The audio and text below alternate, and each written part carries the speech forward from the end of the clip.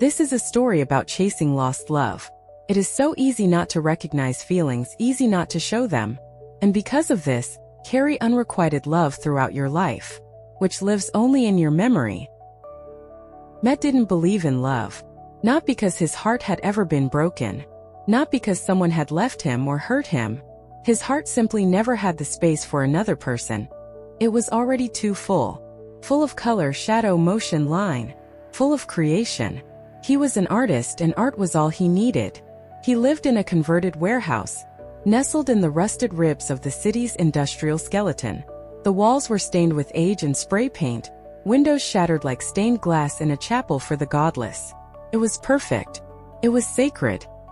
He painted from dawn to dusk and long into the brittle hours of the night, until his wrists ached and his lungs stung from solvents. He was alone in this world of his own making, but never lonely. Critics wrote his name in italics. Galleries fought for a glimpse of his new work. Words like visionary, savant, untouchable orbited him, but he never reached for them. None of it mattered, not the praise, not the buyers. Only the work, the moment, the trance.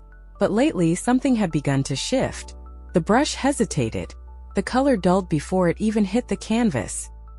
He couldn't name the thing he was missing, but it scratched behind his ribs, whispering of something or someone he hadn't yet painted. He needed a muse. And then she arrived.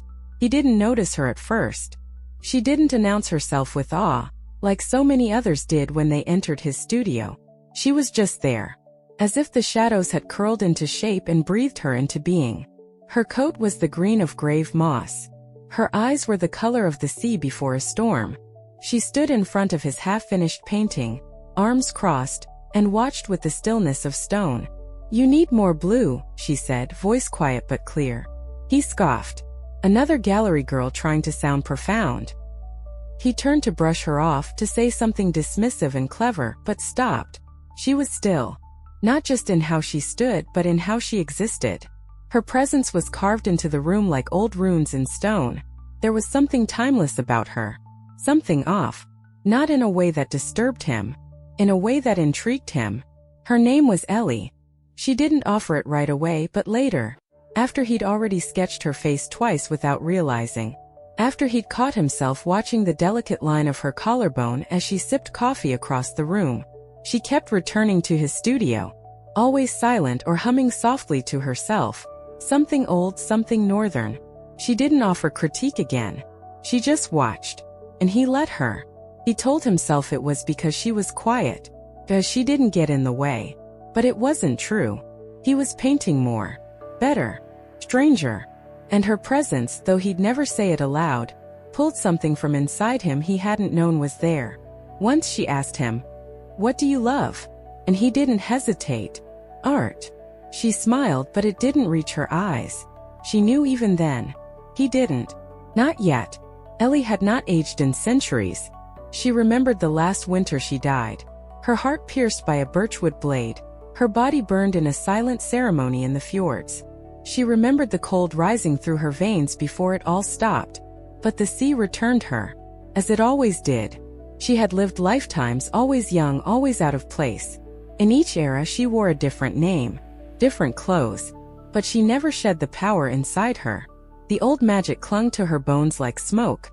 She could raise storms with a whisper, bend hearts with a glance, and walk unnoticed among mortals when she chose to. But this time she had chosen stillness. In the city she lived like a simple girl. An invisible one. She worked in a bookstore tucked behind an iron gate, drank herbal tea she made herself, and watched people move through their lives with a quiet ache in her chest. She had grown tired of centuries of passion that burned and turned to ash. She no longer wanted fire. And then she saw him. Met. She found him by accident, or so she told herself. She had followed a thread of something. Something strange, like the scent of wet moss or the flicker of a forgotten rune. It led her to his studio, to the warehouse with broken windows and bleeding canvases. And when she saw him bent over his work, his body carved by purpose and madness, she felt it again. Not power. Not magic. Love. Startled her. She had not expected it. Had not wanted it. But it bloomed inside her like a poisonous flower. She watched him paint day after day. watched how the world melted away when he worked, how he barely slept, how he didn't care if he ate. She knew that look. The obsession. She had seen it on witches who had tried to summon gods, on kings who hunted immortality. It was always the same. Dangerous. Beautiful. Cursed. He didn't love her. That much was clear.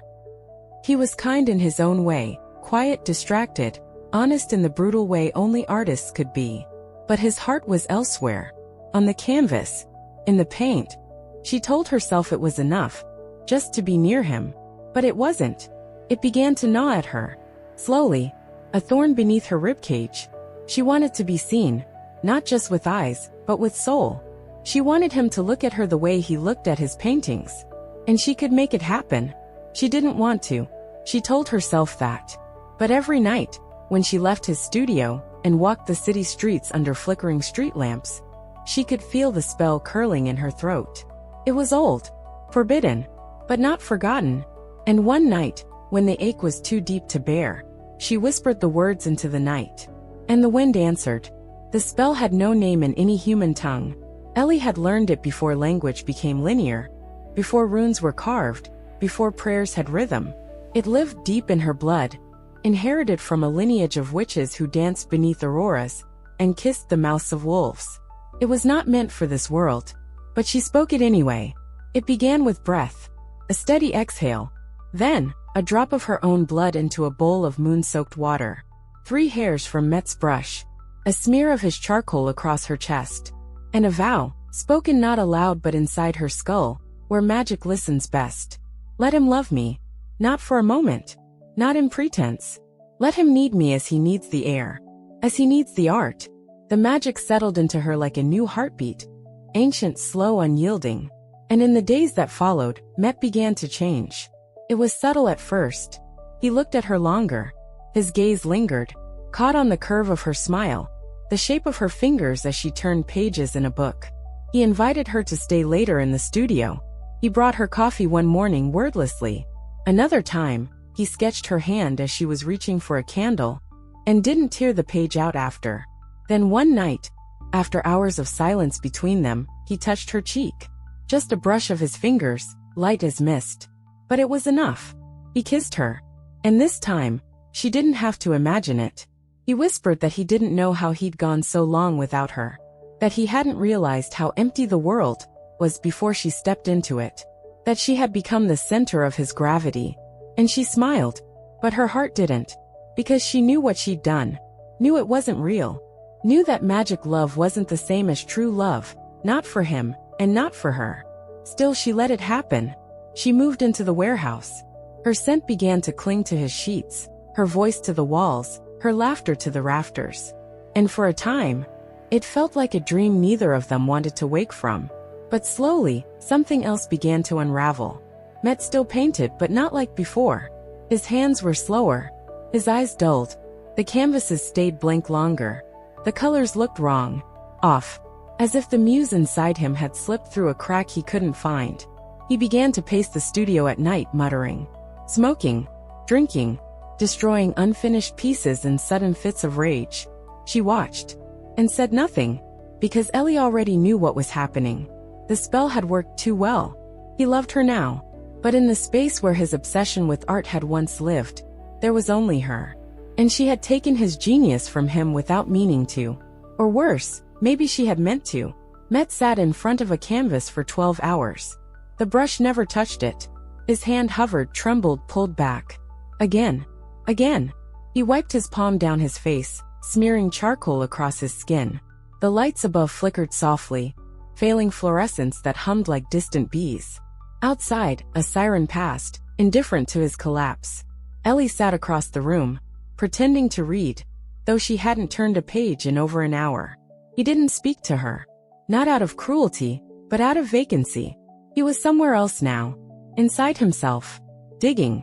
Clawing. Trying to find whatever it was he used to summon so easily. The heat, the storm, the sacred violence of creation.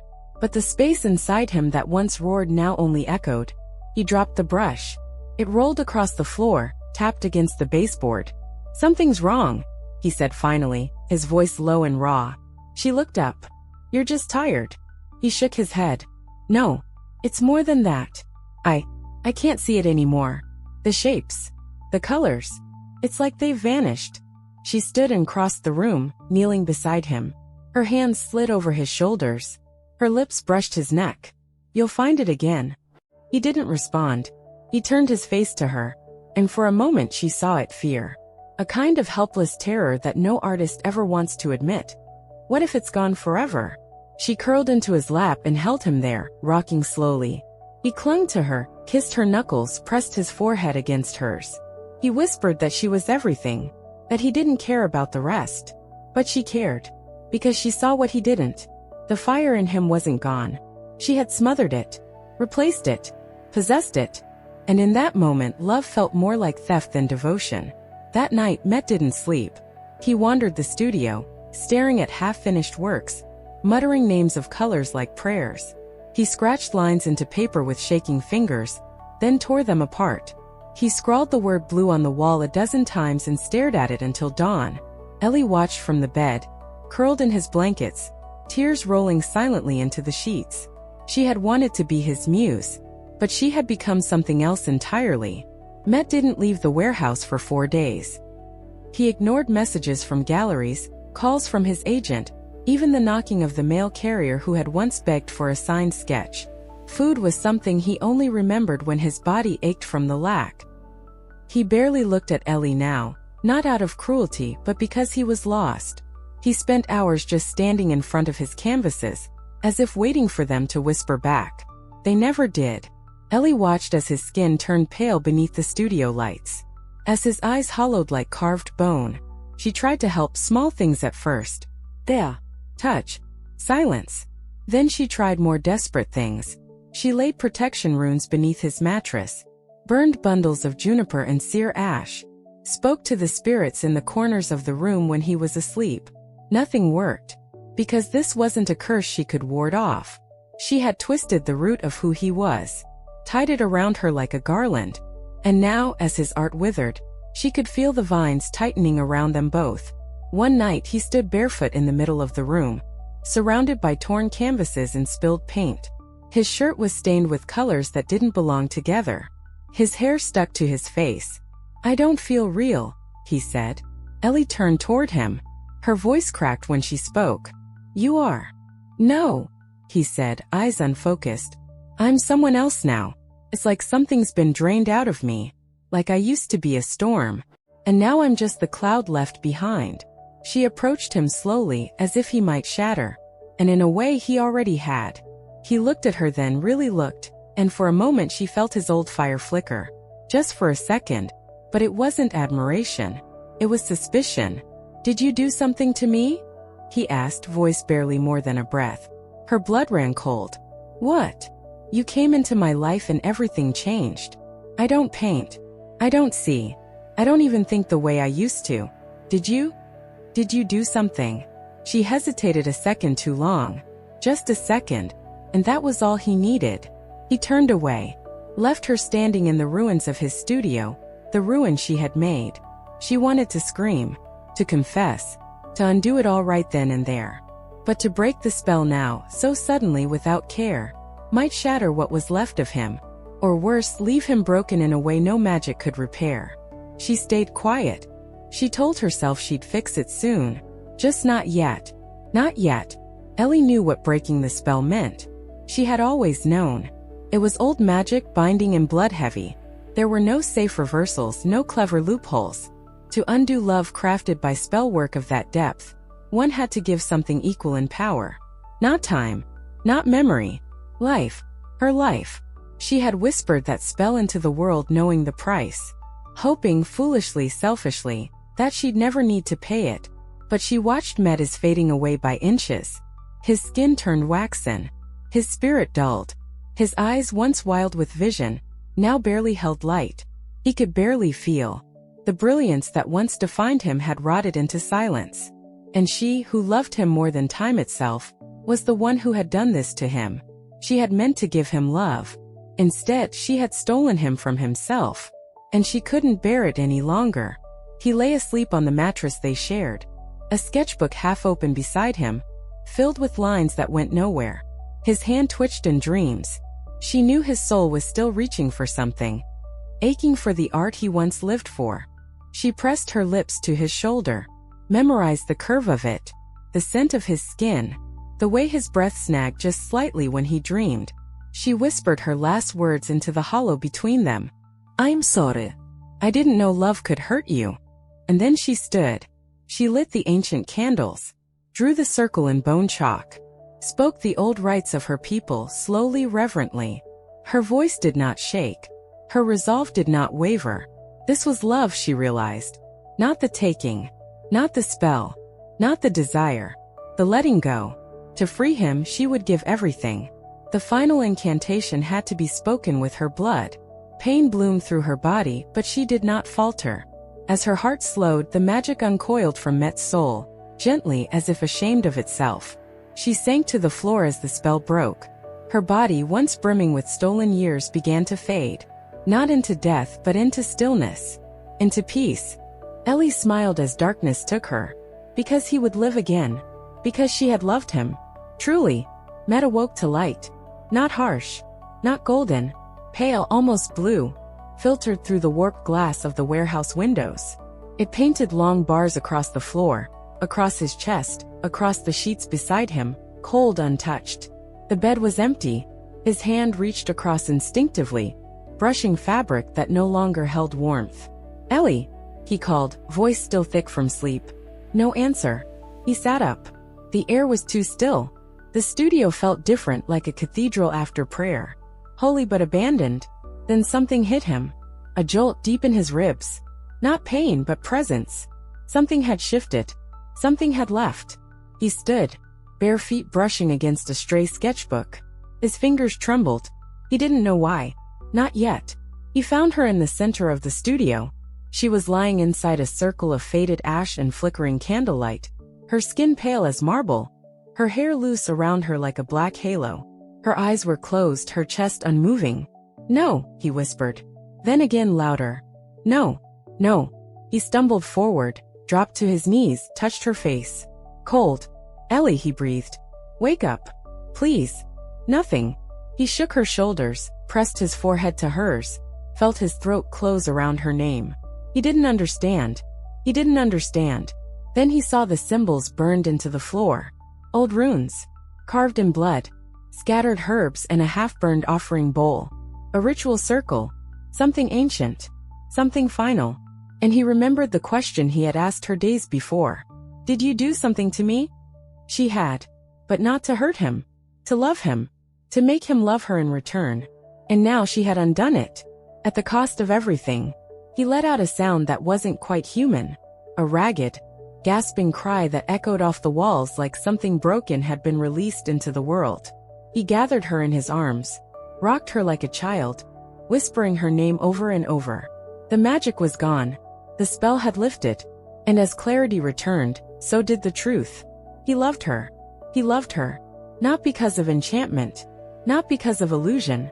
Because of her laughter, her silence, her strange songs and storm-colored eyes. Because she had become part of his pulse. And now she was gone. There would be no spell to bring her back. Not this time. The world didn't stop when Ellie died. The city outside still pulsed. Tires still screamed against asphalt. Sirens still howled. Coffee still brewed. And people still laughed at things that didn't matter. But inside the warehouse, time fractured. Met didn't leave the studio. He didn't speak to anyone. The messages kept coming. Gallery curators, journalists, buyers, his agent losing her mind trying to find him. He let them pile up like dust. He buried Ellie with his own hands. Not legally, not publicly. He wrapped her in canvas. The soft linen kind she used to touch when watching him work. And carried her into the forest on the city's edge, where the trees whispered in old tongues. He found a grove untouched by man, where moss had claimed everything. There, he laid her down, marked her grave with a stone covered in charcoal. He didn't cry until the birds stopped singing. When he returned to the studio, it was different. The air no longer buzzed with magic. The corners no longer watched him. But something else had returned. Silence. True silence. The kind that lives just before creation.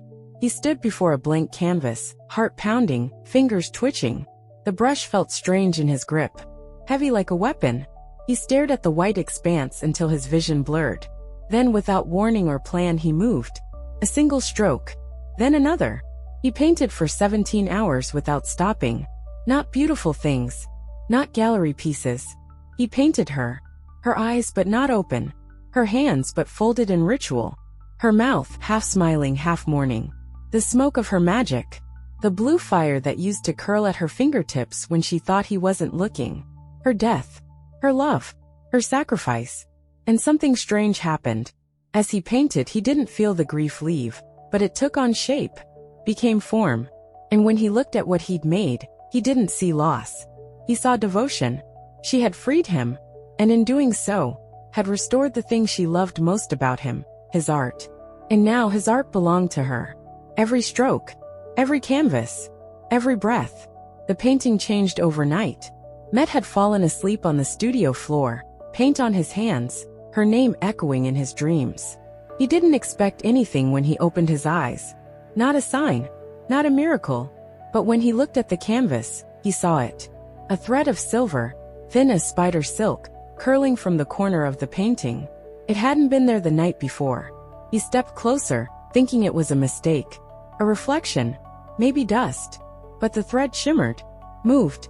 Slowly, it twisted along the canvas surface like a living thing. And then he heard it. A hum, soft like breath against glass. The same sound Ellie used to make when she read. A half-hummed melody from another century. A lullaby of old snow and darker forests. He stumbled back. His heart thundered. It couldn't be. He knew magic had left with her. He'd buried it. Buried her. But something still lingered. And deep down he felt it wasn't just memory. It was her. Not fully. Not in body. But a residue. A thread of what she'd been. A trace of the witch who had loved too fiercely and died too softly. Met approached the painting again, hand trembling as he reached out. The thread did not retreat. It pulsed once like a heartbeat, and vanished into the canvas. The paint around it darkened, like water soaking into earth. He stared at it for hours, and then he picked up his brush. That night he painted something he didn't understand. Shapes that didn't belong to him. Symbols older than the one she'd carved into her death circle. Runes that glowed faintly under moonlight and faded by sunrise. They weren't his. They were hers. And through them she was still speaking. Met stopped painting for himself. He found himself painting only at night, when the city was sleeping and the sky pressed heavy against the windows. He didn't choose what came through his hands anymore. The images arrived half-formed, half-remembered. Runes he'd never studied. Forests that had never grown in this part of the world. Her eyes watching from the bark of ancient trees. And always in the center of every painting, a shadow of her. Whispers began to follow him. Not voices, just impressions. Words that weren't words stitched into the air like silk. Sometimes he caught them in the spaces between brushstrokes. Sometimes in dreams when she stood at the edge of them, always just out of reach. He started keeping the paintings covered during the day. Too many people were asking questions. The gallery calls had started again, more insistent than before. They'd heard rumors that Met was back, that the silence had broken, that something new, something dark was being born in his studio. They had no idea how true that was.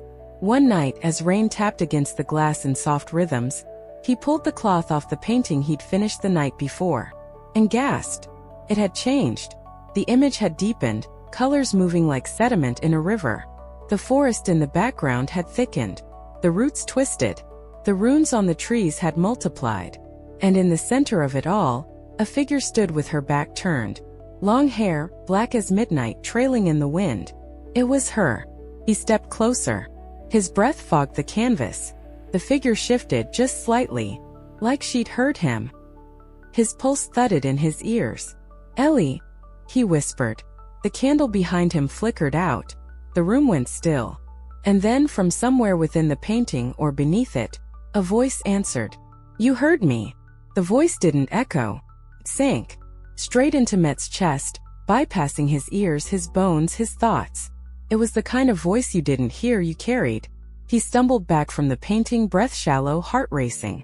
The figure on the canvas remained still, but the space around her shimmered, warping slightly as if the veil between the worlds had thinned. He wanted to believe it was grief, madness, a hallucination born of guilt and sleeplessness. But he couldn't lie to himself anymore. He had hurt her, and not in memory, in presence. Met spent the next 3 days in a haze. He didn't sleep, barely ate. He pored over every one of the new paintings, dozens now stacked against walls, scrawled across ceilings, floors, scraps of furniture. And in all of them, pieces of her began to appear more clearly. A hand reaching through a thicket, the silhouette of her face in the reflection of water, runes spelling out fragments of her name, Ellie, but also something older, deeper. He found it first on the back of a torn canvas, letters etched in dried blood he didn't remember bleeding. Alhilder. He whispered it aloud, and the lights flickered. The air tightened. He hadn't known her true name. Names held power. Names were power. Ellie was only the skin she wore in this life.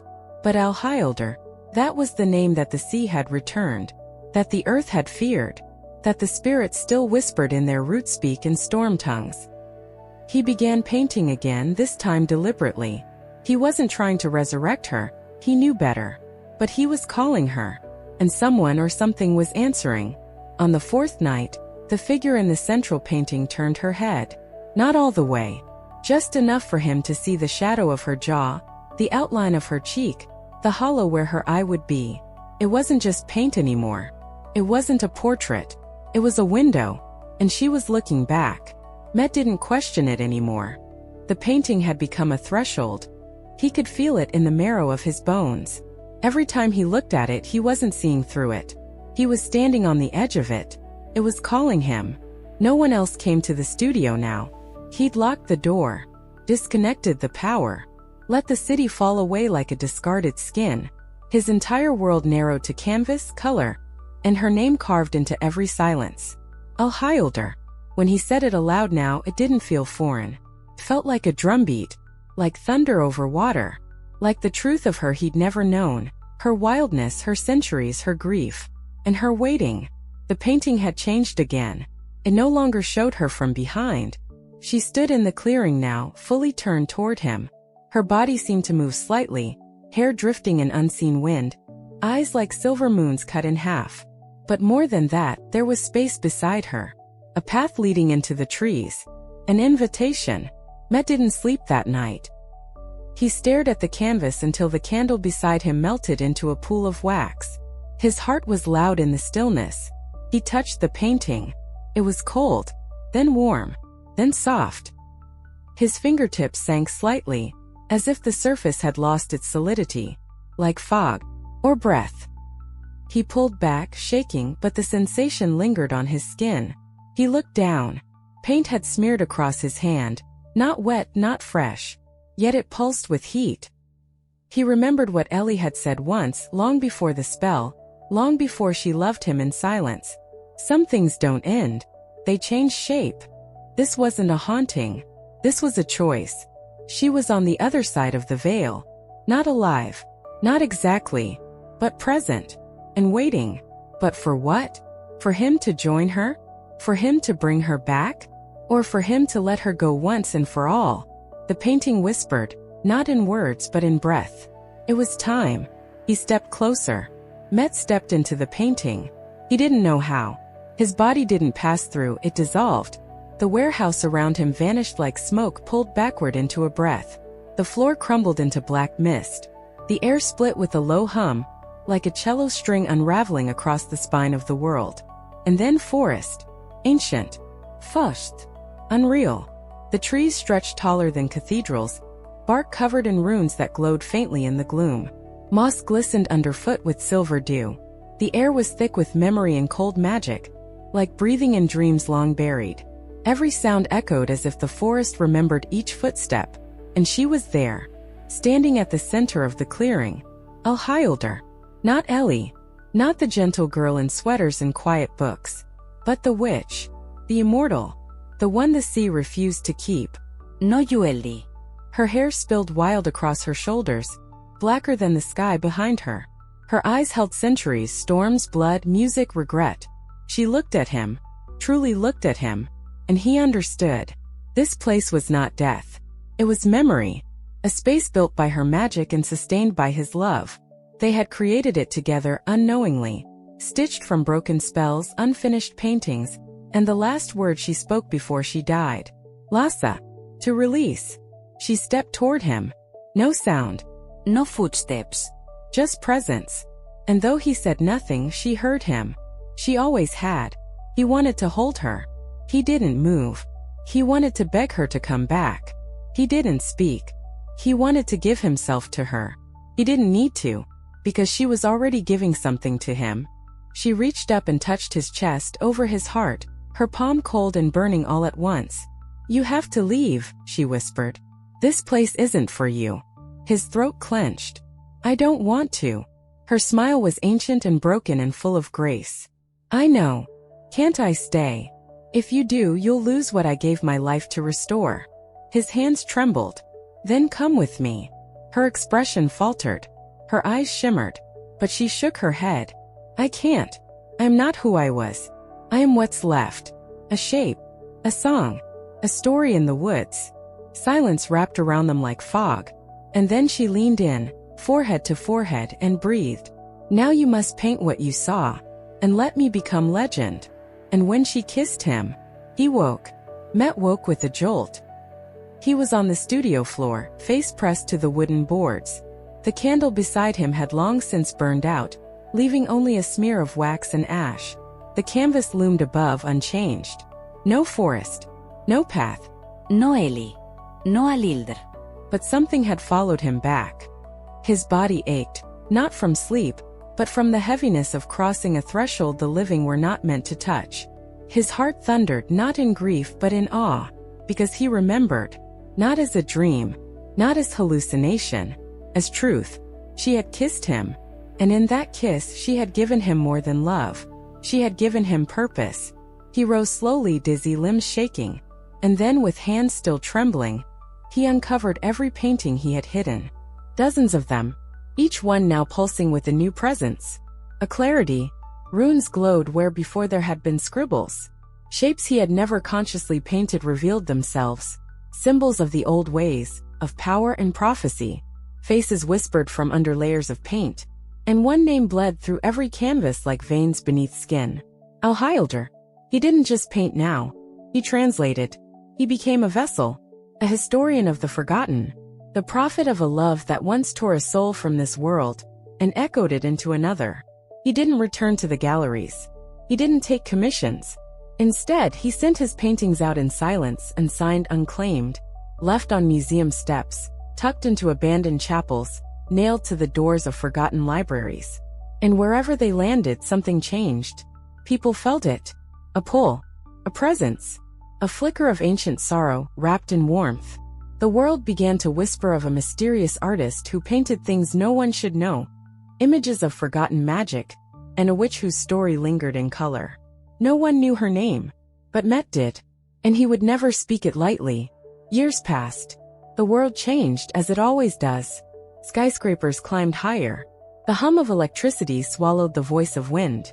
People moved faster, forgetting slower things, like moss, and witchcraft, and love that bled into sacrifice.